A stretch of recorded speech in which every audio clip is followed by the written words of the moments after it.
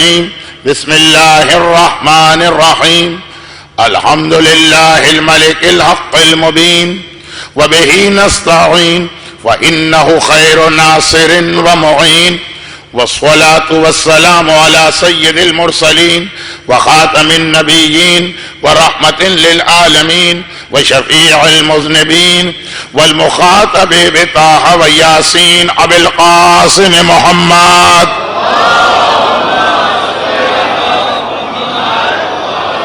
وآله الطيبين الطاهرين المعصومين المظلومين المنتجبين الميامين المكرمين سيما على بقية الله في الأراضين وحجته على العالمين الإمام المنتظر والحجة الثاني عشر اللهم عجل فرجه وقرب زمانه وكثر انصاره واهلك اعداءه ولعنة الدائمة على اعدائهم اجمعين اما بعد فقد قال الله الحكيم في كتابه الكريم بسم الله الرحمن الرحيم وتزودوا وقال سبحانه وتعالى ونحن نكتب ما قدموا وآثارهم وكل شيء أحصيناه في إمام مبين.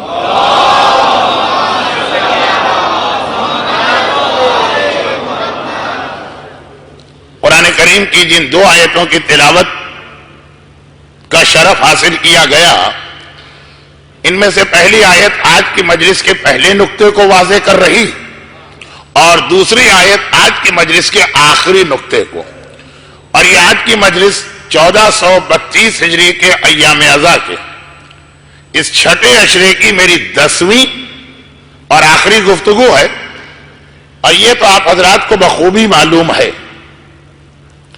کہ میں 5 دن کا بیان کرنے آؤں، 10 دن کا بیان کروں، 15 دن گفتگو کروں، پورا مہینہ ماہ مبارک رمضان میں جہاں جہاں موضوع ہمیشہ پتہ نہیں کیوں نامکمل رہ جاتا، اور یہ موضوع تو تھا بھی اتنا بڑا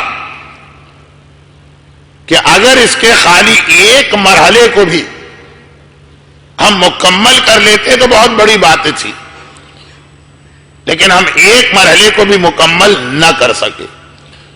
موت اور موت کے بعد جو مولا کے ایک بہت ہی مشہور خطبے کا فقرہ، عباد اللہ انما بعد الموت اشد من الموت، موت تو خود دنیا کی سب سے طاقتور چیز ہے جو کل ترتیب میں آپ نے دیکھا کہ 8ویں نمبر پہ آ رہی بلکہ 9ویں نمبر پر، اور موت کے بعد تو اس سے بھی زیادہ شدید مراحل۔ فإن القبر اما روضۃ من ریاض الجنہ اور حفرۃ من حفر النار، قبر ایک ایسی جگہ ہے کہ یا جنت کے باغوں میں سے ایک باغ بنے گا یا جہنم کے گڑھوں میں سے ایک گڑھا بنے گا۔ لیکن موت کے مراحل میں پہلا مرحلہ ملک الموت کا آنا اور سکرات کی کیفیت، دوسرا مرحلہ قبر میں فشار کے اسٹیج کو طے کرنا، تیسرا مرحلہ منکر و نکیر کے سوال۔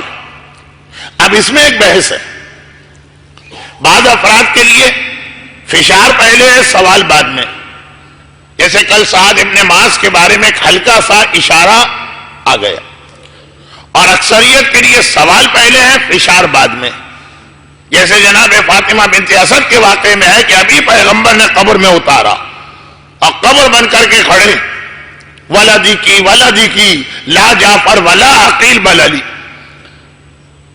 کہ آپ کا بیٹا مگر جعفر تیار اور عقیل نہیں علی۔ اور جب لوگوں نے پوچھا کہ یا رسول اللہ اس جملے کا مطلب کیا، کہا کہ منکر و نکیر کے سوال کا مرحلہ آیا تو میں اپنی چچی کو، اب چچی کیا نہیں جانتی، لیکن ہمیں اور آپ کو یہ پیغام دینے کے لیے کہ اس مرحلے سے معصوم کے علاوہ ہر ایک کو گزرنا ہوتا، یہ سوال ہے منکر و نکیر۔ ماہ مبارک رمضان کی اہم ترین اور معتبر ترین دعا، ماہ مبارک رمضان میں جتنی دعائیں پڑھی جاتی وہ سب اتنی معتبر نہیں ہیں، جملے سے دھوکہ نہ ہو جائے۔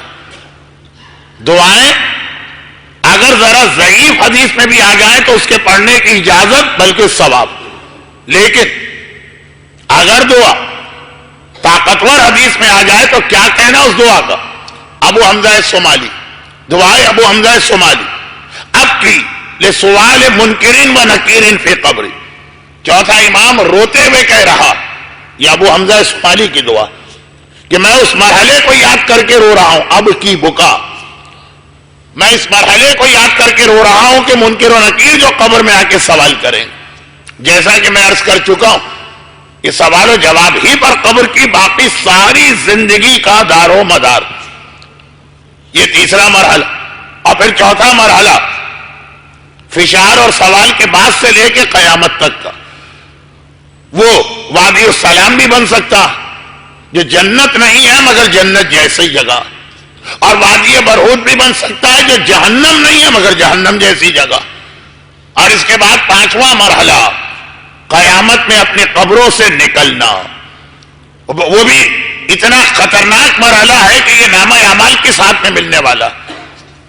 اب کی لخروج من قبری، دعائے ابو حمزہ صومالی کا فقرہ کہ میں رو رہا ہوں اس دن کو یاد کر کے جب قبروں سے مردوں کو نکالا جائے.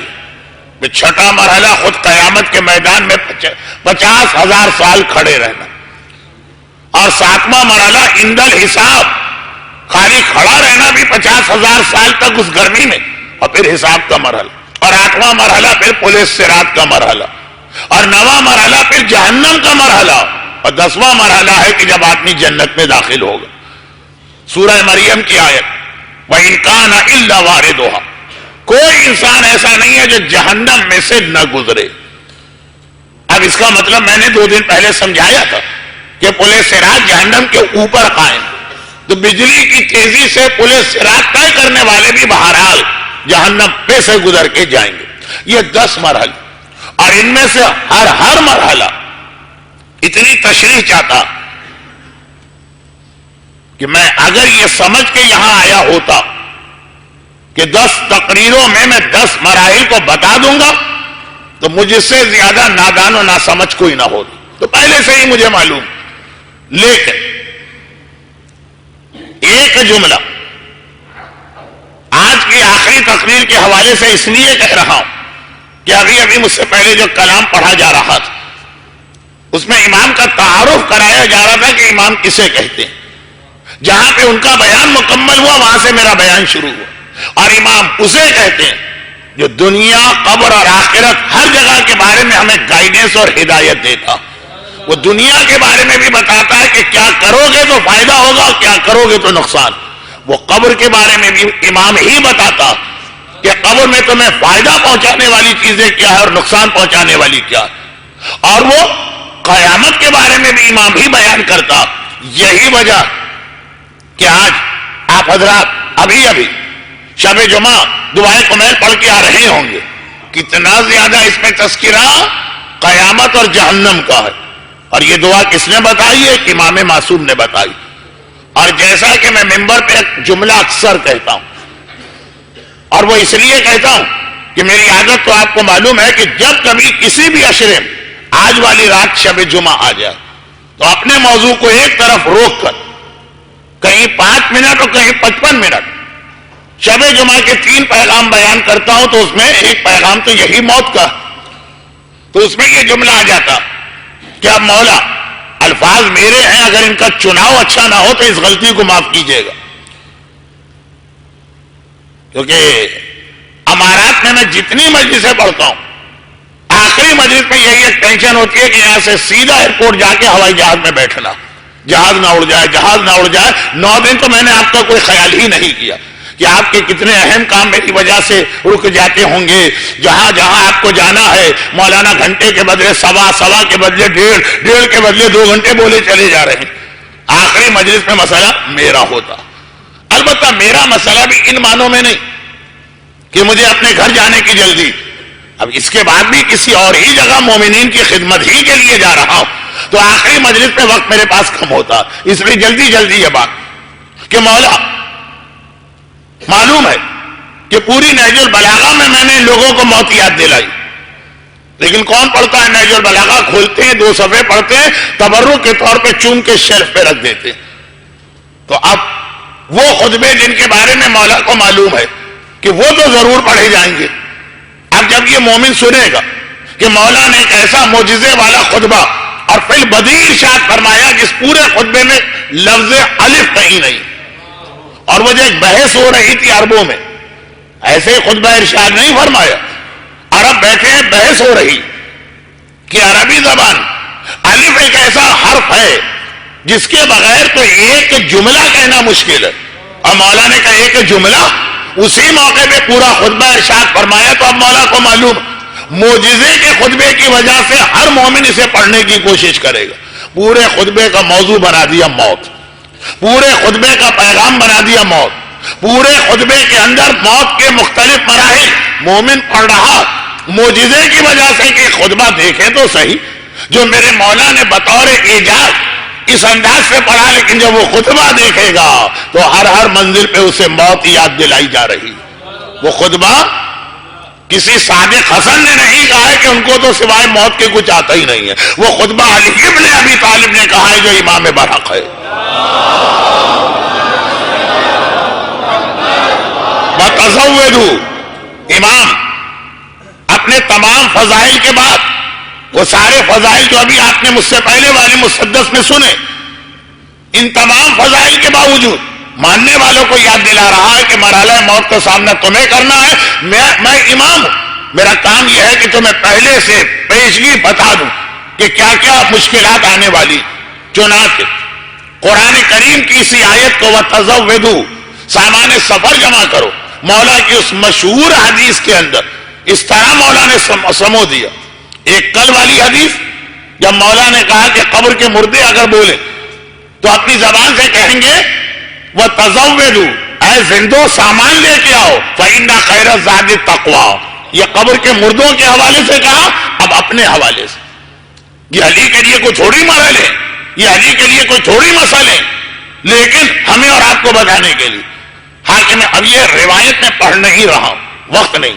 حاکم شام کے دربار میں مولا کا ایک صحابی جب گیا اور ان سے پوچھا بتاؤ تمہارا امام کیسا تھا، تو جو 2 دفعہ منع کرنے کے بعد زرار کو جلال آیا، اور ایک بار جو مولا کے فضائل کو حاکم شام کے دربار میں بیان کیا، وہ تھا جو آج میری تقریر کا حصہ، کہ میں نے رات کی تاریکی میں دیکھا ستارے نکل آئے، اندھیرا چھا گیا ہے، دنیا والے بستروں پہ چلے گئے، میرا امام محراب عبادت میں آ کے کھڑا ہو گیا، ریش مبارک کو تھامے ہے سانپ کے کانٹے کی طرح، تڑپ تڑپ کے رو رہا ہے اور کہہ رہا ہے آہ من قلت الذات، ارے علی تجھے قبر کے مشکل مرحلے سے گزرنا ہے اور تیرے پاس سامان سفر کتنا کم ہے۔ وہی لفظ سامان سفر آیا، وَخَشُونَةِ الْمَسْجِدِ وَعَظِيمِ الْمَوْرِدِ، سامان سفر کم ہے اور اتنے سخت مرحلے سے گزرنا ہے جو قبر کا ہے۔ خشونت المسجد، جہاں سونا ہے، مسجد عربی میں کہتے ہیں سونے کی جگہ، وہ کتنی سخت ہے۔ وہ عظیم المورد، اور اس کے اختتام پہ کس جبار و قہار کے سامنے جا کے حساب دینا۔ یہ علی رات کی تاریکی میں محراب عبادت میں کھڑے ہو کے کس کو سنا رہے؟ آپ کو، ہمیں۔ امام، یہ امام کا فریضہ ہے کہ ماننے والوں کو آنے والے مراحل کے لیے تیار کرے اور حقیقت بتائے۔ اور وہی لفظ آیا قلت الزاد جو قرآن نے تقوی کے حوالے سے استعمال کیا، یہ علی کے لیے تو نہیں ہو سکتا۔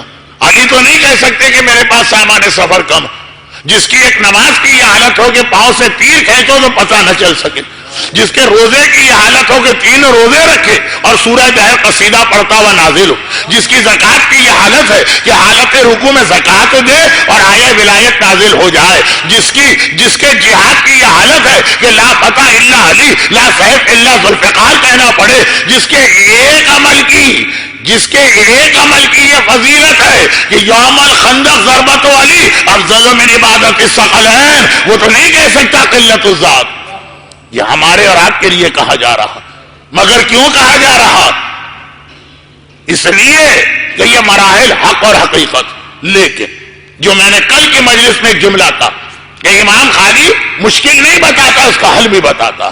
چنانچہ اب میں اپنی مجلس صحیح مانو آج کے عنوان پہ شروع کر رہا ہوں، قبر میں کام آنے والا اہم ترین عمل ہونے کی، یہ تو ایک الگ پورا عشرہ. 12 سال پہلے میں نے حسینیہ سہارا میں پڑھا بھی تھا. خالی اتنے سے جملے کی وضاحت قبر میں کام آنے والی نیکیاں. آج آپ نے دیکھا ہوگا میں نے لفظ بدل دیا, پلورل استعمال نہیں کیا, سنگولر استعمال کیا. قبر میں کام آنے والی اہم نیکی, چھوٹی سی روایت. اور پھر ابھی بات چلے گی. ویسے ہی آج شب جمعہ یعنی موت کو یاد کرنے کی رات. آیت اللہ العظمیٰ آغا ناصر مکارم شیرازی اس روایت کے ناقل. ایک دن اللہ کے رسول کے پاس ایک مسلمان آتا, پیغمبر اسلام اکیلے اور تنہا کہیں نہیں ہے, ہمیشہ ساتھ بیٹھے رہتے ہیں. تو اس مجمع میں ایک مسلمان آیا اور کہا کہ یا رسول اللہ, یہ روایت میں کئی بار پڑھ چکا ہوں لیکن اتنی مختصر ہے کہ آج کی مجلس میں بھی تکرار ہو جائے تو قباحت نہیں. آج کی مجلس جس میں میرے پاس وقت بہت کم. یا رسول اللہ, اگر مجھے یہ پتا چل جائے کہ کل ملک الموت میرے گھر آنے والا ہے, میرے پاس صرف ایک دن, صرف میرے پاس زندگی میں 24 گھنٹے باقی بچے, تو یہ بتائیے میں کون سا ایسا عمل کروں کہ جب دنیا سے جاؤں تو سب سے زیادہ ثواب لے کے جا رہا ہوں, سب سے زیادہ میرے پاس سامان سفر جمع ہو چکا ہو. اچھا, وہ ایک الگ فقہی مسئلہ جو رسول خدا کے زمانے میں عام طور پہ پیش نہیں آتا کہ اگر کسی پر واجبات کا بہت بڑا بوجھ ہے اور موت اسے نظر آئے تو پہلے تو واجبات کی ادائیگی کرنا, لیکن جو ایک نارمل مومن ہے کہ اپنے ہر واجب کو وقت پہ ادا کرتا, اب وہ یہ چاہتا ہے کہ میں قبر میں جاؤں تو اس حالت میں جاؤں کہ میرے پاس ثواب کا اور نیکیوں کا سب سے بڑا ذخیرہ ہو. ایسا کون سا کام کروں؟ پیغمبر کا صرف ایک جملہ کہا کہ اس 24 گھنٹے میں بیٹھ کر, واجبات کا وقت چھوڑ دیجیے, 24 گھنٹے میں بیٹھ کر دین کا جتنا علم حاصل کرتا ہے علم حاصل کر, اس لیے کہ قبر میں سب سے زیادہ ثواب اس کو ملے گا جو جتنا صاحب علم و صاحب معرفت ہوگا. جب معصومین کی حدیث ہے کہ نوم العالم افضل من عبادت الجاہل, علم رکھنے والے کی دین بھی فضیلت رکھتی ہے جاہل کی عبادت سے. اور جو کائنات کا سب سے بڑا عالم ہو تو اس کی نیند تو اتنی افضل ہوتی ہے کہ سوائے رضا الہی کے اس کی قیمت کوئی بن ہی نہیں سکتی. نوم العالم افضل من عبادت الجاہل. مگر علم کے مرحلے, جتنا زیادہ علم اتنا زیادہ رتبہ, جتنا کم علم اتنا کم رتبہ. دنیا میں آج, اب میں آخر میں آ جاتا ہوں اپنے الفاظ پر. آج فرض کیجئے کہ مجھے 850 مسئلے یاد ہیں اور مجھے معلوم ہے کل ملک الموت آ رہا, اور میں نے 100 مسئلے اور یاد کیے, 950 مسائل دین کے ساتھ قبر میں گیا ہوں. یہ وہ مسائل ہے جس کا ہماری زندگی میں کوئی تعلق نہیں, کل تو مرنے والے, لیکن خود دین خدا کا علم بڑھا کے گئے تو 850 مسئلے لے کے جاتے تو چاہے قبر میں جا کے ہمیں جنت بھی ملتی مگر چھوٹے درجے کی جنت. یہاں کا حساب کتاب مجھے نہیں پتا, پاکستان کے اعتبار سے 80 گز کا کوارٹر ملتا, اور اگر 950 مسائل لے کے گیا تو 120 گز کا مکان ملے گا. اور اگر 1200 مسائل, عبادت وہی عبادت ہے جو آج ہے وہ کل, جتنا علم بڑھتا جائے گا وہاں پہ مکان بڑا ہوتا جائے گا. کچھ یہاں پہ لوگ مرلے والے بیٹھے ہوں گے, 5 مرلے کا اور 10 مرلے کا اور 1 کنال کا اور 5 کنال کا, اور یہ جو پیغمبر نے فرمایا یہ پورا ایک الگ عشرہ بن گیا. خالی میرے موضوع میں بھی شامل ہے لیکن خالی اشارہ کر کے اس لیے آگے بڑھا کہ ایک پورا عشرہ بن گیا. آپ کی ساری عبادتیں, آپ کا سارا تقوی, حتیٰ آخر میں آپ کا ایمان تک خطرے میں پڑ جاتا اگر دین کا علم کم ہو. خالی نیزوں پہ قرآن دکھا دکھا کے کتنے لوگوں کا ایمان خرید لیا گیا, وہ ان کی جہالت و لائبی سے فائدہ اٹھایا گیا. لیکن وہ تو بہت بڑا اسٹیج ہے جو ابھی نہیں آ رہا, وہ آئے گا ظہور کے بعد. پورا ایک الگ عشرہ ہے. ابھی تو صرف اتنی سی بات کے مثلا قبر کے مرنے والے کو ہم سب سے زیادہ فائدہ پہنچا سکتے ہیں, پہلی رات بھی اور آج کی رات بھی. آج کی تقریر کا آخری واقعہ بہت مختصر کرنا پڑے گا, گھڑی کی سوئیاں میں دیکھ رہا ہوں لیکن آئے گا ضرور. وہ کیا کہ قبر کے مردے کو سب سے زیادہ فائدہ پہنچاتے ہیں صدقے کے ذریعے. اب اگر ایک مسئلہ شرعی آپ کو پتہ نہ ہو کہ صدقہ نکال کے گھر میں رکھنے کا نام نہیں, صدقہ فوراً پہنچا دینے کا نام. اور آپ کے گھر میں ایک باکس بنا ہے, آپ نے کہا اچھا فلاں آدمی مر گیا, ڈال دیا اس میں آپ نے 1 درہم کے, اس کا فائدہ اس کو ملا. پہنچا ہی نہیں اس کے پاس، فائدہ تو بعد میں ملے گا۔ وہ جیسے ایک بیوہ عورت اور اس کے یتیم بچے کا واقعہ ہے نا، کھانا بھجواتی تھی اور ایک دن بچے نے کھانا کھا لیا اور مرنے والے نے کہا کھانا تو آج ملا، آج سے پہلے پہنچا ہی۔ قبر کا مردہ بھی قیامت میں آپ سے ملے گا، بھائی تم نے کتنی زیادتی کی، تم میرے بیٹے، تم میری بیٹی، تم میری بیوی، تم میرے شوہر، تم میری اولاد، اتنا سا میرا خیال نہ کیا جب میں قبر میں پہلی رات۔ ہم نے تڑپ کے کہا بابا یہ آپ نے کیا کہا؟ ہم نے 100 درہم صدقہ دیا۔ گھر کا مجھ تک تو پہنچا ہی نہیں، کس کے ہاتھ بھجوایا تھا یہ صدقہ؟ پتا چلا باکس میں پڑا ہوا تھا۔ 2 دن کے بعد تو دیا، لیکن پہلی رات تو گزر گئی نا، اس کو فائدہ نہیں ملا۔ صدقہ ایک علاج ہے، علاج دوا خرید کے گھر میں رکھنے سے صحت حاصل نہیں ہوتی، دوا استعمال کرنے سے صحت حاصل ہوتی۔ تو یہ جو ہمارے ایک طریقہ بن گیا، یہ طریقہ صحیح بھی ہو سکتا ہے، لیکن فی الحال جس طریقے سے لوگ چل رہے ہیں، اب یہ صدقے کا مسئلہ چھیڑ میں نے دیا تو اس کو پورا بھی میں کروں۔ صدقہ جب تک غریب کے ہاتھ میں نہیں پہنچے گا اس وقت تک صدقہ نہیں کہلائے گا۔ اب اس کے اندر ضمناً تو 15-20 اور مسئلے کہ چونکہ وہ صدقہ نہیں کہلائے گا تو ابھی تک وہ آپ کا مال، 2 دن بعد آپ کو ضرورت پڑی پیسے خرچ کرنے کی، کہیں تھے نہیں پیسے، وہ آپ خرچ بھی کر سکتے ہیں، کوئی نہیں صدقہ جو آپ نے باکس میں رکھا، کسی الماری میں رکھا۔ آپ کو 100 درہم کا کھلا کرانا تھا سر خوردہ، اور آپ نے اس سے لے لیے 5-5 درہم اور 50 رکھ دیا یا 100 کر سکتے ہیں، وہ بھی آپ کا پیسہ۔ جس دن صدقہ بن جائے گا اس کی بھی اجازت نہیں، تو اب صدقہ کب بنے گا؟ غریب کے پاس پہنچے، یا یہ کہ کم از کم غریب سے اجازت لی ہوئی ہو کہ بھائی وہ تمہارے لیے میں صدقہ نکالتا ہوں، روز کے روز تو پہنچا نہیں سکتا، تم ہو کراچی میں، تم ہو حیدرآباد میں، تم ہو لاہور میں، تم ہو بمبئی میں، میں ہوں دبئی میں، اجازت دے دو تمہارے نام پہ رکھ لیا کروں گا، جب موقع ملے گا ایک بڑی رقم وہ کہہ دے اچھا اجازت، تب یہ صدقہ کہلائے گا۔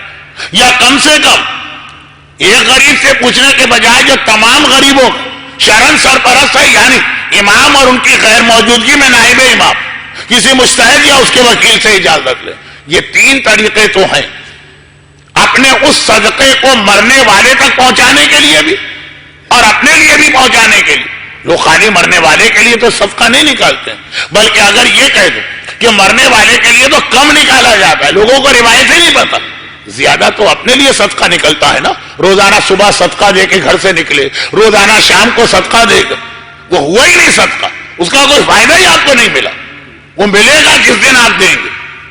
لیکن اس مسئلے کا حل بھی اتنا آسان، یا تو پہنچا دیں، یا غریب سے اجازت لے لیں، یا مجتہد کے وکیل سے اجازت لیں۔ اس کے بغیر صندوق میں یا باکس میں صدقہ رکھنا اسے صدقہ نہیں بناتا۔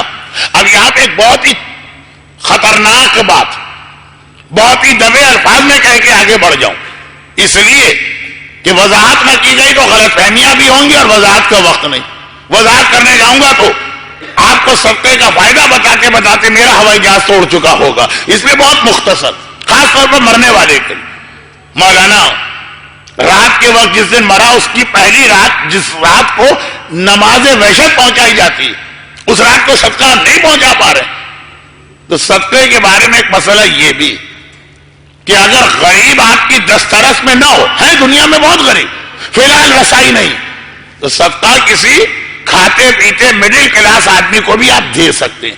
اور صدقے میں تو واضح بات ہے، بتانے کی ضرورت ہی نہیں کہ صدقہ، اب وہ سید غیر سید مسئلوں پہ مسئلہ نکلے گا، یہ مجلس بات یہ ہو رہی کہ پیغمبر نے اس کو اتنی بڑی نیکی کیوں قرار دیا قبر کی؟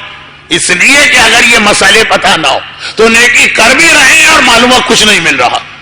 بغیر مسائل کی نیکی کرنے والا اس آدمی کی طرح ہے جو پھٹی ہوئی جیب میں پیسے جمع کرتا چلا جا رہا، جتنے پیسے جیب میں ڈالے وہ سب گرے جا رہے۔ اب مثلا ماہ مبارک رجب کے آخری ہفتے میں 3 روزے رکھو تو ملک الموت خالی ہاتھ نہیں آئے گا، کوثر کا پانی لے کے آئے گا۔ جب کوثر کا پانی پلا رہا ہوگا تو شیطان مردود وہ جو پانی کا پیالہ لے کے آئے گا، اس پانی کے پیالے کی اہمیت کیا ہوگی؟ دفع ہو جا مردود، اس سے بہتر پانی میرے پاس موجود ہے کوثر۔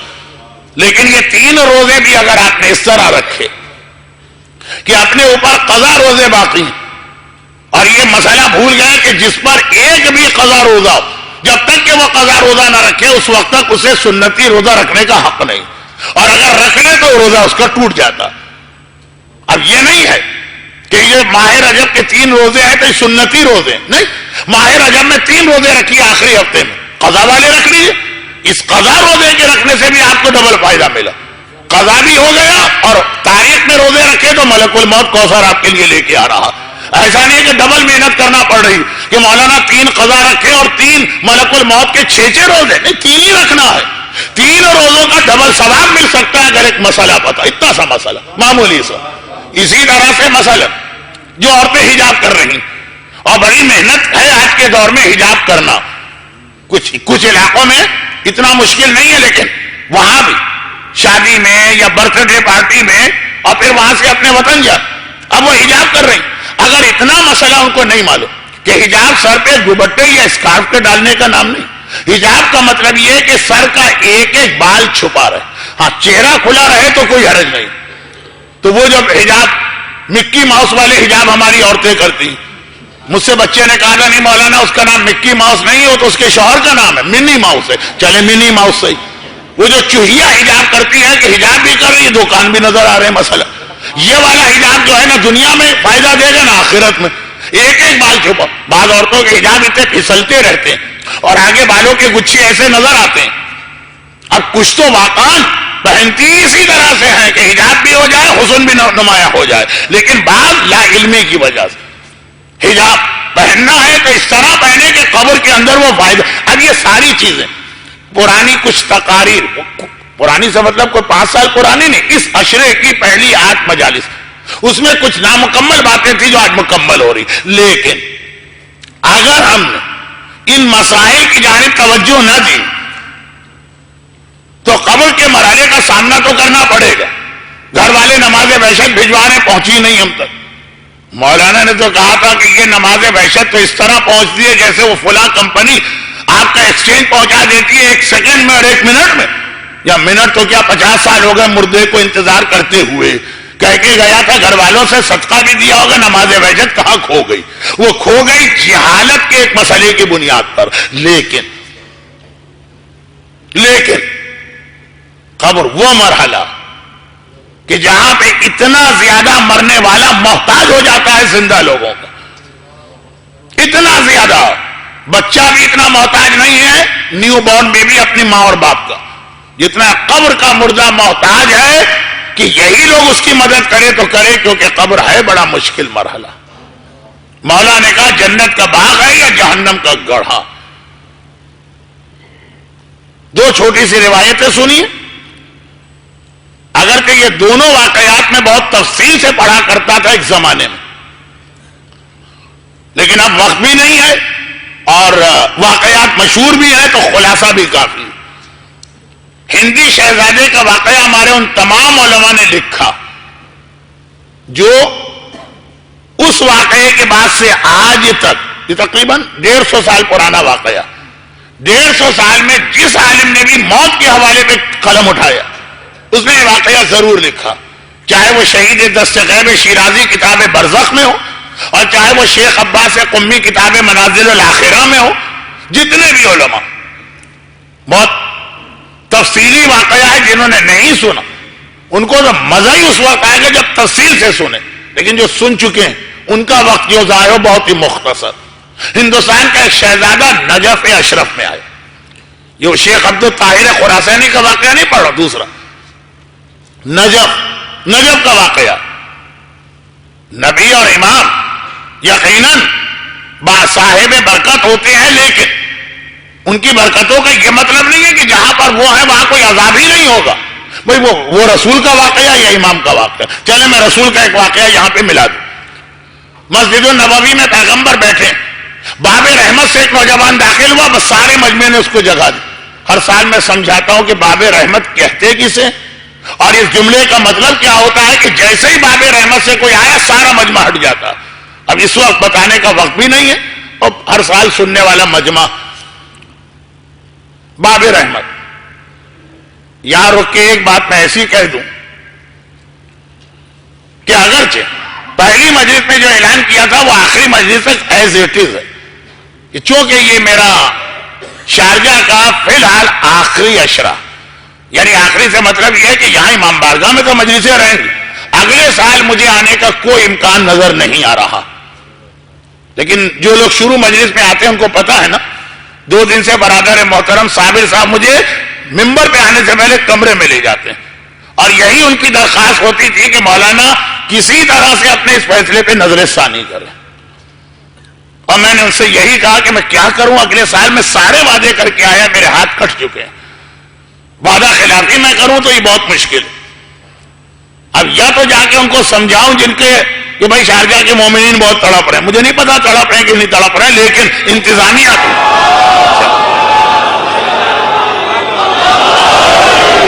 انتظام یہ میں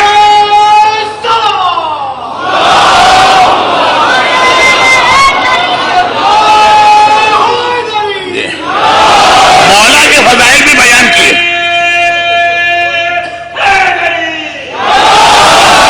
اب ذرا مجھے وقت دے دے تو بہت جلدی میں نے کہا بھائی اب میں جا رہا ہوں، جہاں جا رہا ہوں وہیں اگلے سال کے وعدے ہیں تو میں کوشش کروں گا، اور ورنہ پھر میں نے کہا کہ آپ ایام ازاں کے علاوہ، انہوں نے کہا کہ جب سال میں آئے تو اب خاصا امکان یہ کہ ایام ازاں اگر وہ مان گئے بعد والے لوگ تو ٹھیک، ورنہ اس کے بعد میں کسی موقع پر اگلے سال آ جاؤں گا، اور میں خود اب شرمندہ ہوں، یہ تقریباً ہر سال اعلان کرتا ہوں پھر اپنا اعلان بدلنا پڑتا، یہ ہمارے یہاں فلمی ستاروں کی خاصیت ہوتی ہے کہ ہر بار ریٹائرمنٹ کا اعلان کر دیتے ہیں تاکہ ذرا ان کی ڈیمانڈ بڑھے، ان کے نخرے بڑھیں اور سب کچھ ہو، تو میرے تو جو نخرے ہیں وہ انتظامیہ سے پوچھ لیجیے ہے کوئی نخرے میرے، لیکن یہ واقعاً میں پچھلے سال میں نے حتمی وعدہ کیا تھا کہ زندہ رہا تو اس سال آؤں گا، یہی صورت تھی، لیکن میں راضی کر لیا میں نے دوسرے انتظامیہ کو، یعنی دوسرے ملکوں کی، اس سال میں ابھی نہیں کہہ سکتا تو حتمی وعدہ نہیں، لیکن انشاءاللہ کچھ امید کی کرن ہے میرے اور انتظامیہ کے لیے، اور آپ کے جذبے نے بتایا آپ کے لیے بھی، پھر بھی اس سال یہ مجلسیں تو مکمل کر کے ہی جانا، پیغمبر باب رحمت، تو باب رحمت جنہوں نے کبھی نہیں سنا اس سے پہلے، تو چونکہ اب آئندہ سال کی ایک امید ہو گئی، اس وقت بتاؤں گا، آج تو وقت ہاتھ سے نکل گیا، لوگوں نے راستہ دیا، باب رحمت سے جو جائے گا لوگ اسے پیغمبر تک براہ راست پہنچنے کا موقع دیں گے، یہ نہیں ہوگا کہ دیر سے آئے تو پیچھے بیٹھو، یہ دوسرے دروازوں سے آنے والوں کے لیے، تو فوراً پہنچا پیغمبر کے پاس، پیغمبر نے دیکھا بہت پریشان نظر آ رہا، کیا بات، یا رسول اللہ میرا بڑا بھائی موت کے مرحلے میں ہے، اور اتنی 3 دن گزر گئے، اتنی شدید تکلیف میں نہ مر رہا ہے نہ زندہ ہو رہا، یہ قرآن کی آیت ہے ثم لا يموت فیہا ولا یحییٰ، جو عذاب جہنم وہ ہے کہ نہ آدمی اس میں مرتا ہے نہ جیتا ہے، یہ کیفیت ہے اس کے بڑے بھائی کی، ہم نے آپ کو زحمت دینا مناسب نہیں سمجھی، لیکن اب ہم سے برداشت نہیں ہو رہا، ہم خاص میں اس لیے آیا ہوں کہ آپ میرے بھائی کی مدد کیجیے، پیغمبر کھڑے ہو گئے، کہا چلو، مدینہ کون سا بہت بڑا شہر تھا، کہا جاتا ہے کہ آج کی مسجد جو ہے پرانے زمانے کا پورا مدینہ، پیغمبر نکلے برابر کی گلی میں اس کے گھر میں گئے، دیکھا واقعا اس کا بھائی بڑی تکلیف میں ہے، پورا چہرہ اس کا جو ہے وہ مسخ ہو چکا ہے، زبان لٹک کے آ چکی ہے، آنکھیں پھٹی ہوئی ہے، ایک عجیب اس کی کیفیت، ہاتھ پاؤں سارے مڑے ہوئے تکلیف کی شدت سے، پیغمبر کو لایا گیا ہے کہ اس کے لیے ذرا مدد کر، پیغمبر آئے بھی اسی لیے ہیں، اس کی حالت دیکھی، چھوٹے بھائی سے کہا کہ یا رسول اللہ اس کی اپنی بیوی بچے اور میں، ہم یہاں تک اب کہہ رہے ہیں کہ اگر یہ زندہ نہیں ہو سکتا مر جائے، آج کا تو بھائی دوسرے بھائی کے بارے میں کہے گا مر جائے، لیکن یہ 1400 سال پہلے کا زمانہ، بیوی بھی کہہ رہی ہے کہ یہ تکلیف برداشت نہیں ہوتی، کم از کم اگر یہ مرے تو تکلیف سے تو نجات پائے گا،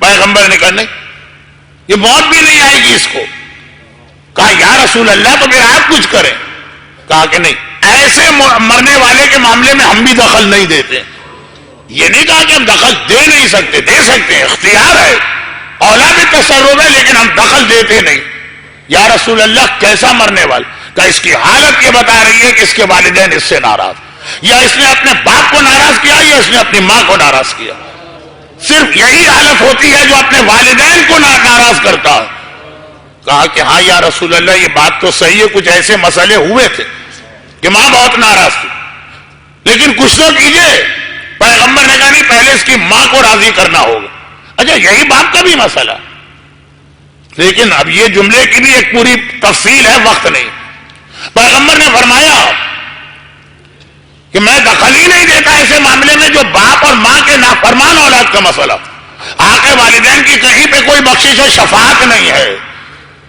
تو یا رسول اللہ ہم سے اپنے بھائی کی حالت نہیں دیکھی جا رہی.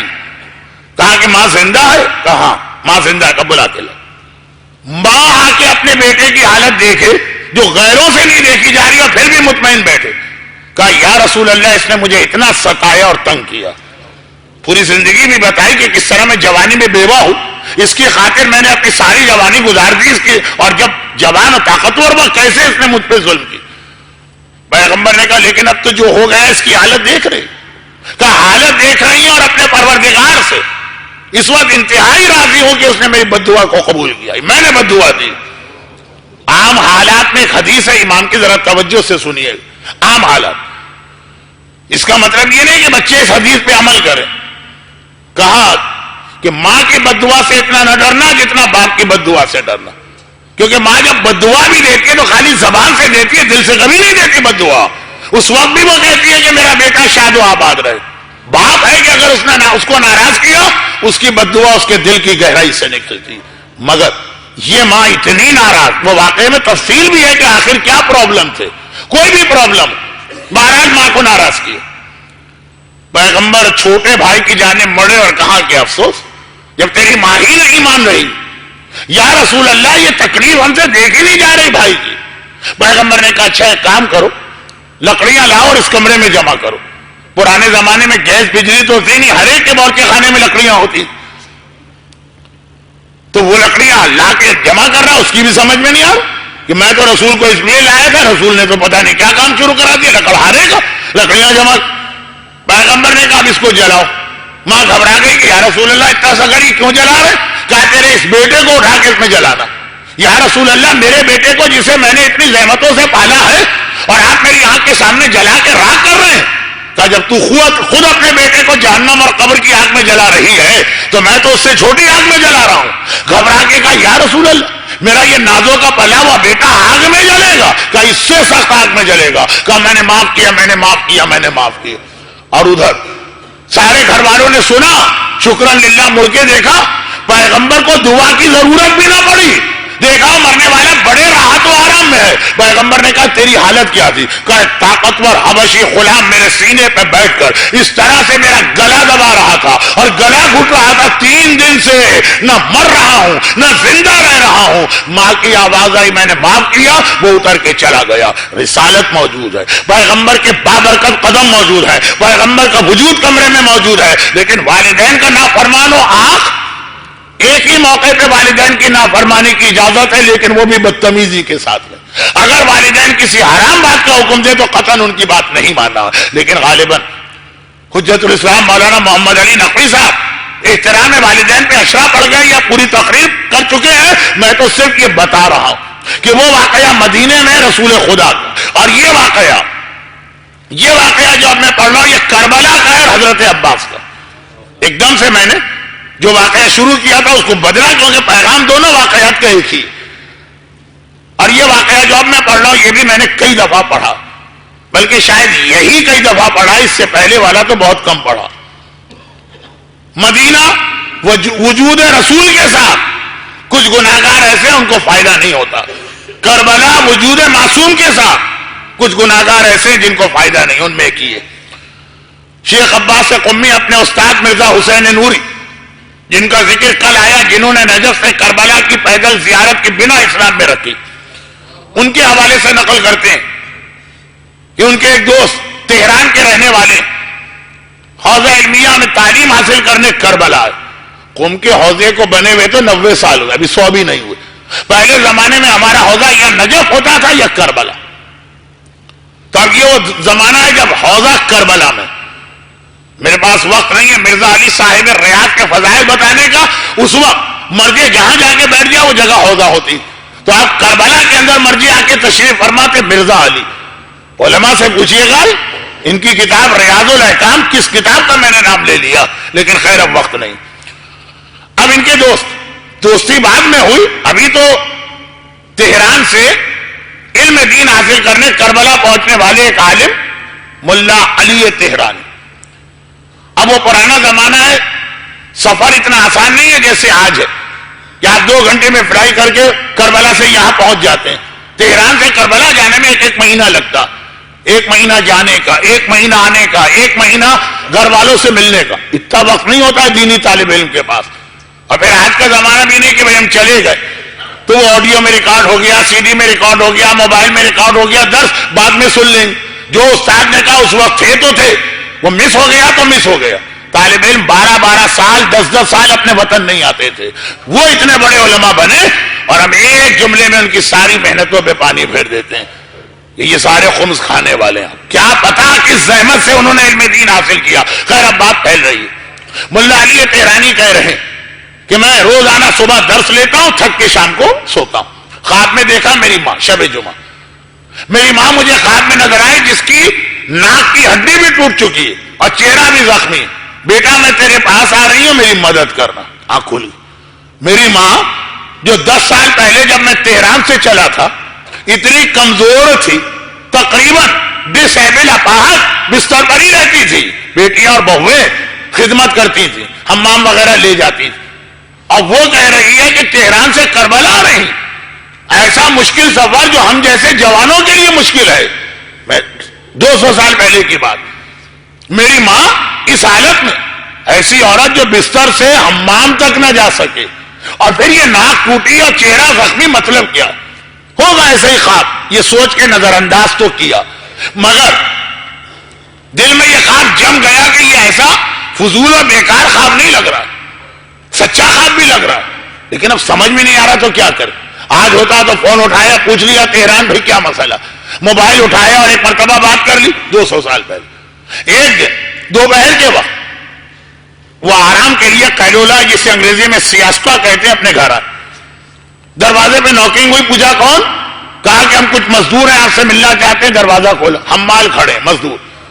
کہا کہ ایک امانت آپ کی تہران سے لے کے آ رہے ہیں, یہ ڈلیوری آپ کو دینا. آپ ہی مرزا علی تہرانی؟ ہاں. یہ آپ ہی کا گھر ہے تہران میں؟ ہاں. کہا وہ امانت لے لیجیے. یا اللہ, یہ کون سی امانت ہے جس کے لیے 8-10 مزدور بھیجے گئے؟ کہاں ہے؟ کہا مسافر خانے میں چلے. دیکھا ماں کی میت رکھی اور ساتھ میں خط بھی ہے ان کے بڑے بھائی کا, جس میں لکھا ہے کہ اے میرے چھوٹے بھائی, تمہاری غیر موجودگی 10 سال بہت بڑی مدت. ماں اور کمزور ہوتی گئی, بیمار ہوتی گئی, بالکل بستر پہ لگ گئی. چند دنوں پہلے اس کا انتقال ہو گیا. اور ہم نے سوچا کہ جب تم خود کربلا میں ہو تو اس سے زیادہ خوش قسمتی ماں کی کیا ہوگی کہ اسے کربلا کی زمین میں دفن کرے. یہ ہم بھجوا رہے ہیں ماں کی میت کو اپنی نگرانی میں دفن کرنا. اب سمجھ میں آیا, لیکن اگر آدھے خواب کا یہ مطلب ہے تو باقی آدھا کہ ماں کی ناک ٹوٹی ہے, چہرہ زخمی, اس کا مطلب کیا؟ چنانچہ دوڑ کے میت پہ گئے, کفن ہٹایا, دیکھا واقعا ماں کی ناک کی ہڈی ٹوٹی ہے, چہرہ زخمی, اور لگ رہا ہے کہ یہ زخم جو ہے مرنے کے بعد حال ہی میں پہنچا. غصے کے عالم میں مڑے مزدوروں کی جانب. اس طرح سے امانت لائی جاتی ہے؟ تمہیں پیسے دیے گئے, کس طرح لائے میری ماں کو؟ دیکھو میری ماں کی حالت, میت کی حالت دیکھو. گھبرا گئے. کہا آپ ایک عالم ہے, انصاف سے کام لیں, بتائیے ہمارا قصور کیا کہ ہم یہ میت کو لے کے آ رہے تھے, کربلا کے قریب پہنچے تھے, دوپہر کے وقت آرام کے لیے بیٹھ گئے. اب جنگل ہے, صحرا, جنگل نہیں شہر, وہاں کوئی سائے کی جگہ تو ہوتی نہیں ہے. کھجور کا درخت تھا, اس میں تو اتنے سارے لوگ نہیں آتے. ہم ایک درخت کے نیچے بیٹھے, سامنے دوسرے درخت کے نیچے آپ کی ماں کی میت رکھی. ہم باتیں کر رہے, اچانک دیکھا 2 بڑے طاقتور آدمی لڑتے ہوئے آئے. کہاں سے آئے؟ دور دور تک. صحرا میں تو بہت دور سے آدمی آئے تو نظر آتا, ہم ہر تھوڑی دیر کے بعد دیکھتے تھے کوئی آدمی نہیں. یہ تو لگا کہ آسمان سے ٹپکے یا زمین سے نکلے. اب ہم گھبرا کے دیکھ رہے ہیں کہ ہم نے دیکھا, ایک نے دوسرے کو دھکا اس طرح دیا کہ وہ آپ کی ماں کی میت پہ گرا اور آپ کی ماں کی چیخ بلند ہوئی. مردہ, مر چکی ہے, چیخ. ہم گھبرا کے دوڑے, وہ 2 آدمی پھر غائب. اب بتائیے اس میں ہمارا قصور کیا؟ ہم دیکھ رہے تھے, نگرانی کر رہے تھے, اچانک وہ آئے, اچانک چلے گئے. کوئی جاہل آدمی ہوتا تو آسینے پلٹ کے لڑنے کے لیے کھڑا ہوتا. عالم تھے, سمجھ گئے کہ یہ عذاب خدا کا آغاز ابھی سے ہو گیا. اب پہلے تو جا کے میت کو دفن کرنا, میت کو دفن کیا. اب سوچ رہے ہیں کہ میری ماں نے ایسی غلطی کیا کی تھی. بس یہی یاد آ رہا ہے کہ جب سے وہ یہ اپاہج ہوئی تھی, نمازوں میں بڑی کچی ہو گئی تھی. اب وہ صحت و طاقت تو ہے نہیں. اچھا, نماز کا تو مسئلہ یہ ہے کہ مرتے ہوئے آدمی پہ بھی نماز واجب. شریعت کا مسئلہ ہے کہ اگر آپ سمندر میں ڈوب رہے ہو وقت نماز آ گیا تو نماز کی نیت کر کے ڈوبتے ہوئے نماز شروع کر دیجیے، ورنہ آپ ایک نماز کے تو گناہگار کہلائیں۔ تو اب وہ بیمار ہے کہ اپاہج ہے کہ بستر سے اٹھا نہیں جاتا، کہ وضو کرنا مشکل ہو رہا ہے، وہ سارے بہانے ہیں۔ عالم تھے نا تو ذہن چلا گیا، سیدھے سیدھے وہ وہاں سے نکلے کربلا کے قبرستان سے، باب الحوائج حضرت عباس کے روضے پہ گئے، کہا کہ مولا میں اپنی ماں کے اس گناہ کے ختم کرنے کی ذمہ داری لیتا ہوں، بس آپ باب الحوائج ایک ہی درخواست ہے، آپ پروردگار کی بارگاہ سے میری ماں کے عذاب کو رکوا دیجیے، یہ میرا وعدہ ہے کہ میں اپنی ماں کا یہ گناہ معاف کرواؤں۔ خود بخود دل کو ایک اطمینان ہوا، جیسے سن لی گئی بات، اور یہ چلے۔ لیکن ہر آدمی کی طرح عالم بھی تو بہرحال غیر معصوم، جوش ٹھنڈا ہو گیا کچھ دنوں میں۔ کہا یہ کہ روزانہ 100 رکعت نماز ماں کے لیے، پھر 50، پھر 10، پھر 5، پھر 2 ہفتے بعد کس کو یاد رہتا۔ ایک رات پھر شب جمعہ دیکھا میں سو رہا ہوں اپنے کمرے میں، میرے گھر کے باہر شور کی آواز آ رہی، کوئی چیخ رہا، ہائے ہائے فریاد مرا۔ میں گھبرا کے دروازہ کھول کے نکلتا ہوں، میں نے دیکھا درخت سے باندھ کے کسی کو لٹکایا گیا، اور رسی سے نہیں اس کے بالوں سے اس کو باندھا گیا، اور 2 طاقتور غلام اس کے بدن پہ کوڑے برسا رہے ہیں۔ اب انسانی فطرت میں ہمدردی میں آگے بڑھا، یہ پہچان کے تو میری جان نکل گئی کہ یہ میری اپنی ماں، ارے میری ماں، اور اس حالت میں۔ یہ پرانا زمانہ ہے جب ماں کی عزت تھی، ماں کا احترام تھا، ماں کی قدر و قیمت تھی، پتا تھا کہ ماں کس کو کہتے ہیں، ماں رحمت کا نام ہے، ماں برکت کا نام ہے، ماں خدا کی رضا کا نام ہے، معلوم تھا۔ گھبرا کے آگے بڑھ، غلاموں کو روکنا چاہا لیکن وہ طاقتور غلام، اور یہ ایک دین کا طالب علم، ایک جو دھکا دیا تو اچھل کے کہیں جا گرے۔ اب کمزور آدمی کیا کرتا، ہم تو طاقتور بھی یہی کریں گے۔ کہا کہ اے غلاموں تمہیں نہیں پتا یہ مولا عباس کا شہر ہے، ابھی جا کے فریاد کرتا ہوں تمہارے خلاف۔ غلاموں نے کہا مولا عباسی کے غلام، ابھی ہمیں بلا کے کہا تھا کہ ایک بیٹا مجھ سے وعدہ کر کے گیا اور میں نے اس کی وجہ سے آگے اللہ سے وعدہ کیا تھا، خدا بندہ اس کے عذاب کو میری وجہ سے روک لے، میرا وعدہ اس کا گناہ معاف ہوگا۔ وہ پلٹ کے ہی نہیں آئے، شرمندگی مجھے ہو رہی ہے، معصوم فرماتے ہیں۔ یہ تو حضرت عباس ہے نا، معصوم فرماتے ہیں شیعتنا لا تکونوا علینا شیئا، اپنے گناہ کر کے ہمارے لیے شرمندگی کا سبب نہ بننا، تمہارے گناہ دیکھ کر لوگ یہ نہ کہیں ان کا امام بھی ایسا ہی ہوگا۔ یہ لفظ امام نے استعمال کیا اپنے۔ جناب عباس کہہ رہے خدا سے میں نے وعدہ کیا، خدا سے میں نے اس بیٹے کے کہنے پر ذمہ داری لی، اب یہ وعدہ پورا نہیں کر رہا، چاہے خدا پوچھے کہ نہ پوچھے۔ عباس غیرت مند، باپ کے غیرت مند بیٹے کا نام ہے۔ کسی نے کہا کہ لیکن مولانا سمجھ میں نہیں آتا، غلطی بیٹے کی ہے تو سزا ماں کو کیوں مل رہی؟ ماں کو سزا نہیں مل رہی، ماں کو وہی عذاب مل رہا جو اس کو ملنا چاہیے تھا اس بیٹے کے بغیر بھی۔ بھائی بے نمازی کا عذاب ملنا چاہیے تھا، اتنے دن رکا رہا۔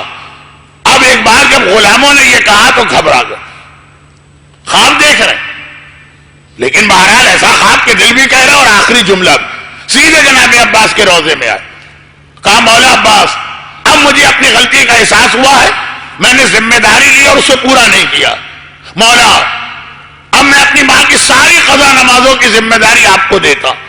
یہ کہے کہ اپنے کرتے کی جیب میں ہاتھ ڈالا، پیسے نکالے، خواب میں گنے اور زری میں ڈال دی، اور آنکھ کھل گئی، آنکھ کھل گئی۔ شب جمعہ کربلا میں بیٹھے، سمجھ میں نہیں آیا خواب کے آخری ٹکڑے کا مطلب کیا، باقی سب سمجھ میں آ رہا، یہ پیسے نکالنا، زری میں ڈالنا، وہ گن کے بھی زری میں ڈالنا، سمجھ میں نہیں آیا۔ خیر چھوڑو مسئلے کو، پہلے ماں کی جان چھڑوانا۔ سوچا کہ اگر پھر میں نے ذمہ داری لی اور پھر میں بھول گیا تو میری ماں پھر عذاب میں مبتلا ہوگی، اس دفعہ تو میں نے دیکھ لی، اگر آئندہ یہ خواب خدا نے مجھے نہیں دکھایا تو ماں تو کوڑوں کا نشانہ، عالم تھے، اب تو یہ مسئلہ یہ بچہ بھی جانتا۔ کہا کہ ذمہ داری اپنے کندھوں پر ہی نہ رکھو، صبح صبح جاؤ، ان گھر سے نکلے اس زمانے کے مرجے اور اتنے عظیم مرجے مرزا علی صاحب ریاض ان کے یہاں پہنچے اور کہا کہ یہ ذمہ داری میں آپ کو دینا چاہتا ہوں، ماں کی قضا نمازیں آپ ادا کروا دیجیے۔ اب حساب کتاب شروع ہوا آفس میں، کتنے پیسے بنتے ہیں قضا نمازیں پڑھوانے۔ ایک مرتبہ گھبرا کر ٹھیک وہ رقم بنی جو رات کے وقت خواب میں انہوں نے اپنی جیب سے نکال کے زری میں ڈالی۔ اب سمجھ میں آیا، جناب عباس یہ کہہ رہے تھے لاپرواہ بیٹے، تو آج ذمہ داری لے کے جانا پھر بھولے گا، تیری ماں پھر عذاب میں رہے گی، جو شریعت نے ایک طریقہ بتایا اس پہ عمل کر لو۔ مگر اس میں جہاں یہ پتا چلا کہ ایک طریقہ ہے عذاب خدا سے بچنے کا جو پیغمبر نے مزید واضح کیا، اپنے مردوں کو کم از کم ہر شب جمعہ یاد کیا کرو. یہ شب جمعہ اللہ انہیں آدھی رات تک اجازت دیتا ہے عذاب روک کے کہ جو اس پورے ہفتے میں تمہارے زندوں نے تمہارے لیے نیکیاں بھیجی ہے وہ لے کر آؤ اور عذاب کم کرواؤ. اور آدھی رات کے بعد اجازت دیتا ہے کہ اگر نیکیاں نہیں آئی ہیں تو جاؤ اپنے رشتہ داروں کے گھر میں اور نیکی مانگ کے لاؤ. پیغمبر کہتے ہیں آدھی رات سے فجر تک تمہارے گھر کے اوپر تمہارے مرنے والوں کی روحیں تڑپ تڑپ کے تمہیں پکارتی ہیں، اے ہمارے زندہ رشتہ داروں 2 رکعت نماز پڑھ دو، چاہے وہ ہدیہ میت کی نماز کیوں نہ ہو، اس سے بھی اتنا عذاب تو کم ہوگا. کچھ راہ خدا میں دے دو، چاہے ایک رومال ہی دے دو، تمہارا کچھ نہیں بگڑے گا، ہمیں اس کا بھی فائدہ ملے گا. اور دوسری جانب یہ بھی پتا چلا کہ حکم خدا اور شریعت پہ عمل کروانا یہ امام کی ذمہ داری. اتنا بڑا مجمع جو آج اس وقت میرے سامنے پہنچ چکا، ان کو یاد دلا دو کہ میری مجلس سے پہلے امام کسے کہتے ہیں یہ مصدق پڑھا جا رہا تھا. جتنے مومنین تھے وجد میں جھوم رہے تھے.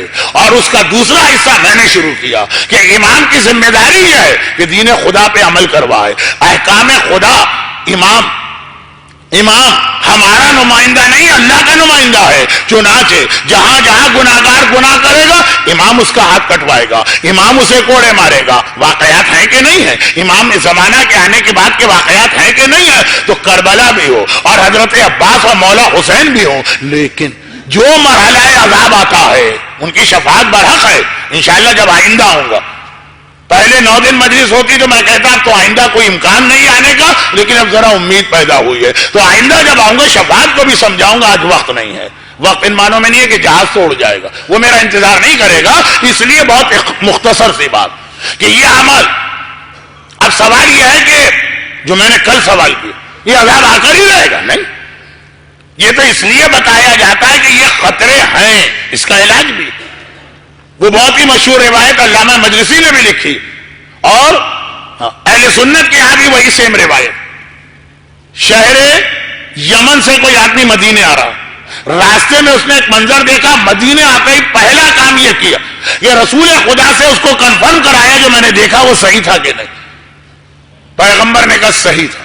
اور وہ منظر یہ دیکھا کہ یمن سے آ رہا ہے، بہت دور کا راستہ، بلکہ یمن کا بھی وہ علاقہ جو حضر موت ہے، یہاں بہت سارے صاحبان ایمان تھے امام کے زمانے میں. لیکن کہا جاتا ہے اس سے ملا ہوا جو بہت بڑا ایک صحرا ہے نا ربع خالی، وہیں پہ وادی برود. اب نہیں، وادی برود کا اس سے تعلق نہیں، لیکن کہا جاتا ہے اسی علاقے میں.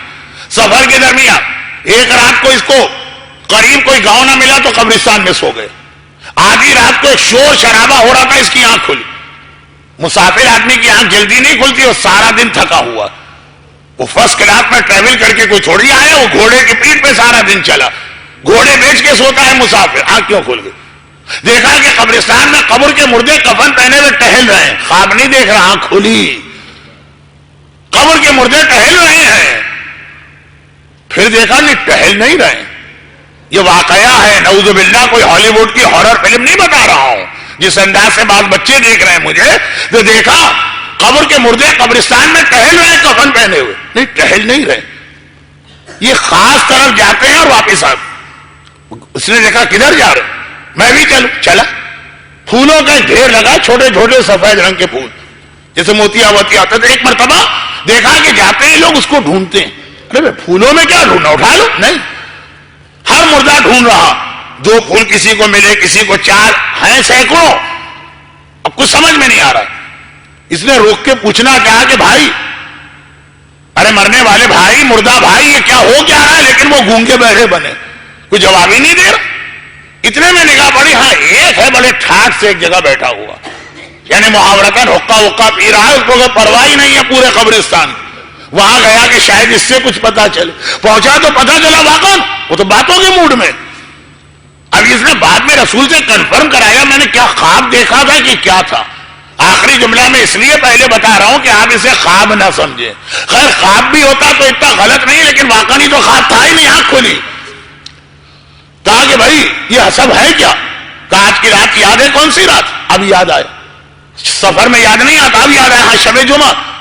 کہا کہ یہ ہر شب جمعہ ہر قبرستان کے مردوں اللہ حکم دیتا ہوں جاؤ دیکھو تمہارے گھر والوں نے کوئی نیکی بھیجی. یہ جو سفید پھول نظر آ رہے ہیں وہ نیکیاں جو گھر والے نے بھیجی. اب ہر پھول نہیں اٹھا سکتے, ہمارے گھر والے نے بھیجی ہے نیکی تو ہم وہ پھول ہم اٹھائیں گے. یہ ڈھیر ایسا نہیں ہے کہ جو چاہے اٹھا لے. بہت سارے مثلاً ڈاک خانے میں آپ جائیے, بہت سارے لفافے رکھے, ہر ایک کا نام ہے. آپ نے کہا میرا خط کہا گیا, ڈھونڈ لو اس میں. یہ نہیں کہ جو ملے اٹھا کے لے آئے, اپنے نام کا لے کے جانا. تو یہ ڈھونڈ رہے ہیں, کسی کو 2 پھول ملے, کسی کو 4 کلیاں ملی, کسی کو پورا مثلاً کفن کا دامن بھر گیا. کہا یہ کسی کے گھر والے نے ایک ہی نماز پڑھی, کسی نے اس کے لیے بہت بڑی نیکی بھیجی. اب واقعے کو میں کتنے جلدی مکمل کر رہا ہوں اس لیے کہ بہرحال وقت میرے ہاتھ سے نکلا جا رہا ہے. اب آخری جملہ کہا کہ بھائی چلو یہ تو روایتیں اس کو ویسے ہی معلوم تھی جو آپ کو بھی معلوم, یہاں تک تو ساری چیزیں سمجھ میں آ رہی. شب جمعہ ہے, قبر کے مردوں کو نیکیاں ڈھونڈنے کے بارے میں کہا جاتا جو زندہ لوگوں نے بھیجی ہیں. کہا لیکن یہ بتاؤ سب تو پریشان ہیں اور 2 پھول مل رہے ہیں تو خوشی سے اچھلتے ہوئے آ رہے ہیں, تم اتنے آرام سے کیوں بیٹھے؟ کہا مجھے کوئی ضرورت نہیں. ہاں تمہیں کیوں ضرورت نہیں ہے؟ کیا یہ قبر کا عذاب تمہارے لیے نہیں؟ کہا دیکھو میری قبر. اوہو, کہا 2 پھول لے کے آنے والے اچھلتے ہوئے آ رہے ہیں. اب جو دیکھا تو اس کی تو قبر آلریڈی پھولوں سے بھری ہوئی ہے, 2 پھول دوسروں کو ڈھونڈ کے لانا پڑتے ہیں. اس کی قبر میں سارے پھول اوپر تک بھرے ہوئے. حیران ہو کر کہا یہ کس لیے؟ کہا کہ میں یہ قبرستان ہے تو قبرستان کا ایک شہر بھی ہوگا نا جہاں کے مردے آ کے سوتے. تو کہا کہ وہ جو شہر ہے نا وہاں جا کے پوچھ لینا. اپنا نام بتایا. کہا کہ وہ جو میں نے کام کیا اس کا نتیجہ ہے کہ دوسروں کو اپنے زندہ رشتے داروں کی مدد چاہیے. مجھے نہ اپنے بیٹے کی مدد چاہیے, نہ بیٹے کی, نہ گھر والوں کی. میں انتظام کر چکا ہوں. اور ایک بار اس کا بدن ہلا, سو نہیں رہا, جاگ رہا, جھرجھری آئی. اب دیکھا پورا قبرستان خالی. خواب تھا؟ نہیں خواب تو نہیں تھا, تو میں اٹھ گیا. تو جو دیکھا تو کیا ہوا سمجھ میں نہیں آئے. اب اتنا پریشان ہے کہ اگلی صبح کو مدینے نہیں گیا, راستہ بدل کے اس گاؤں میں گیا. پہنچا, ایک مرتبہ پوچھنا شروع کیا کہ وہ جو آدمی جس نے اپنا نام بتایا تھا, پیشہ بھی بتایا تھا کہ میں قصائی کی دکان کرتا ہوں, وہ فلاں قصائی اسی شہر کا ہے؟ کہا ہاں. وہ جو قبرستان میں 5ویں لائن کی 7ویں قبر اسی کی ہے؟ لوگوں نے کہا. کہا کہ اس کی دکان اس کا گھر کا ہے. لے گئے اس کے بیٹوں کے پاس. کہا یہ میں نے رات کو دیکھا, خواب نہیں آنکھوں سے دیکھا. کیا بات ہے؟ کہا ہاں ہمارا باپ سے جھگڑا بھی بہت ہوا تھا. اب پتا چلا وہ ہوا یہ تھا کہ ہمارے شہر میں پانی کی کمی, ہر آدمی جو ہے نہا بھی نہیں سکتا. پہلے زمانے میں ویسے ہی حمام بازار میں ہوتے, لیکن اتنا خرچہ آتا تھا کہ بازار کا حمام بھی ہر آدمی افورڈ نہیں کر سکتا. ہمارے باپ نے اپنی جتنی سیونگ اس سے ایک حمام بنا کے لوگوں کے لیے وقف کر دیا. یہ ہر ایک کے لیے ہے, غسل واجب کرے, غسل جمعہ کرے. اس کی وجہ سے اتنے لوگوں نے فائدہ اٹھایا. اور ہم لڑتے تھے, بابا یہ آپ کا مسئلہ نہیں ہے, وہ جانے, ان کا غسل جانے, ان کی طہارت جانے, آپ اپنا پیسہ وہاں کیوں لگا رہے؟ 2 دکانیں اور خرید لیجیے, 3 مکان اور خرید لیجیے, 4 20 مرلے کے 2 کنال کے کوٹیاں اور بنا لیجیے. بہت اچھے پلاٹ مل رہے ہیں, ڈیفنس ہاؤسنگ سوسائٹی کی نئی اسکیم میں 2 پلاٹ وہاں لے لیے. باپ نے کہا نہیں, مجھے اب دنیا کی نہیں آخرت کی فکر کرنا. ہمیں کیا پتا تھا کہ اس کا اتنا فائدہ ہوگا. اب یہ پلٹ کے مدینے آیا. یا رسول اللہ یہ جو میں نے دیکھا کیا دیکھا؟ پیغمبر نے کہا تم نے صحیح دیکھا. نحن نکتب ما قدموا وآثارهم, ہم ہر آدمی کی زندگی کے عمل بھی لکھتے ہیں, اور جو نیکیاں وہ اپنے بعد چھوڑ کے جائے اسے بھی اس کے نامہ اعمال میں لکھتے ہیں. جو نیکیاں زندگی میں کر کے گیا, ادھر مرا, اس کا نامہ اعمال مکمل بند کر کے فرشتوں نے دے دیا آگے کے فرشتوں کو. اور جو کوئی ایسی نیکی چھوڑ کے گیا جس کا فائدہ اس کے مرنے کے بعد بھی لوگ اٹھا رہے. اور پھر پیغمبر نے فرمایا 3 نیکیاں ایسی ہیں جو مرنے کے بعد بھی سب سے زیادہ فائدہ پہنچاتی ہیں. ولد صالح یدعو لہ, ایسا نیک اور دیندار بیٹا چھوڑ کے جاؤ جو تمہارے لیے دعا کرے. علم ینتفع بہ, کوئی ایسا علم چھوڑ کے جاؤ جس سے عوام فائدہ اٹھا رہے ہیں. اور صدقۃ جاریہ, نیکی کا ایسا کام کر کے جاؤ کہ جس سے لوگوں کو فائدہ ملے اور تمہاری قبر میں وہ فوراً پھول بن کے, راحت بن کے, برکت بن کے آتا رہے. تو اب یہاں پہ رک کے ایک بات میں کہوں, اس نے لوگوں کی ظاہری طہارت کا انتظام کیا کہ میل ہے تو میل دور ہو جائے، حمام بنایا، غسل جنابت واجب ہے تو اس نے غسل جنابت کا انتظام کیا، یہ ظاہری طہارت والے کو اتنا ثواب ملا۔ اور اگر کوئی شخص کسی روحانی طہارت کے نظام میں حصہ لے، جہاں روح پاک و پاکیزہ ہوتی ہے، جہاں صاحبان ایمان اس کے ایمان کو جگہ ملتی ہے، تو ایک آخری اعلان کر دوں، امام بارگاہ علی رضا شارجہ، آپ کو معلوم ہے تکمیل و تعمیر کے مختلف مراحل میں ہے۔ قبر کے اندر جب ایک عام دنیاوی میل اتارنے والے حمام کے بنانے کا اتنا ثواب ہے، تو اگر روحانی طہارت والا امام بارگاہ جو بن رہا ہے، جہاں ذکر خدا ہوگا، جہاں ذکر امام ہوگا، جہاں پہ وہ تینوں چیزیں جمع ہو جائیں گی جو رسول نے الگ الگ بتائی، وہاں پہ وہ تربیت ہوگی کہ آپ کے بیٹے صالح بن کے نکلیں گے، وہاں سے وہ علم پھیلے گا جس سے لوگ فائدہ اٹھائیں گے، اور وہاں آنے والے جب اپنے آپ کو بدل کے نکلیں گے تو اس سارا ثواب کس کو ملے گا؟ ہم کو ملے گا اس 1 درہم کا جو ہم نے اس امام بارگاہ کی تعمیر میں کسی مرحلے میں ڈالا، ہمیں ملے گا اس 50 فلس کا۔ اللہ کے یہاں مقدار نہیں دیکھی جاتی، جذبہ دیکھا جاتا ہے۔ تو اب کتنا بہترین ایک موقع آپ کے لیے ہے اپنی قبر کے اہتمام کا۔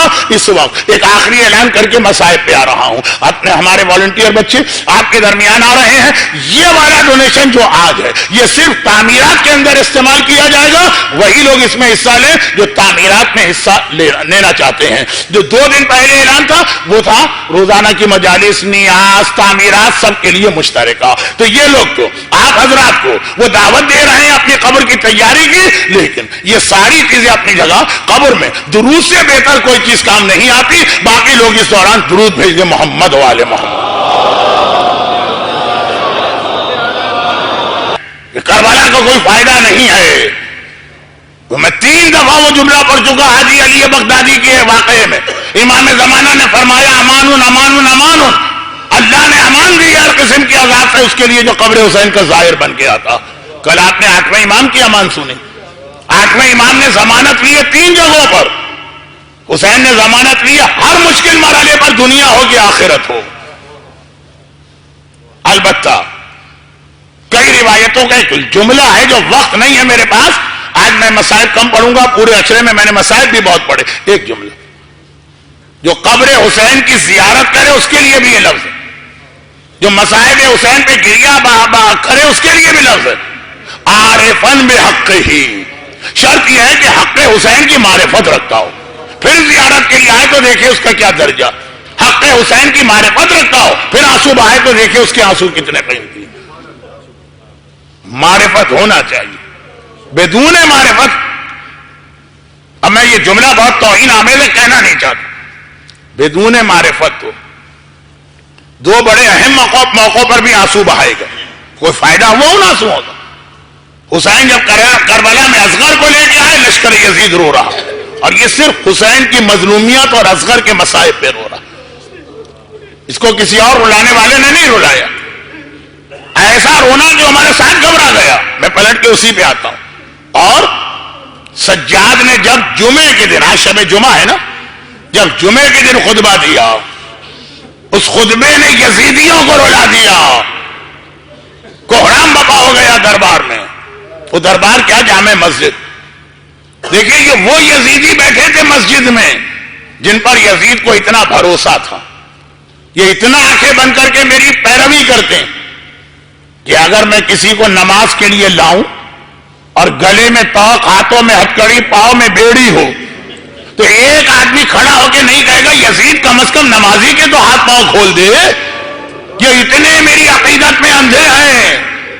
یہ بڑی ہمت کی بات ہے کہ یزید سجاد کو لے کے آیا بھرے مسجد میں، دربار کو سمجھ میں آتا ہے، مسجد میں نماز کے لیے لایا، نہ ہتکڑی کھولی نہ بیڑی کھولی، اتنا بھروسہ یزید کو اپنے مجمع پہ۔ مگر وہ بھی تو خطیب منبر سلونی کا پوتا امام برحق ہے، ایک بار کہا یزید تیرے خطیب کو جو کہنا تھا کہہ دیا، مجھے اجازت ہے ممبر پہ جاؤں؟ اچھا امام کیا اجازت کا محتاج؟ یہ ممبر کیا یزید کا ہے جو پوچھ لیں؟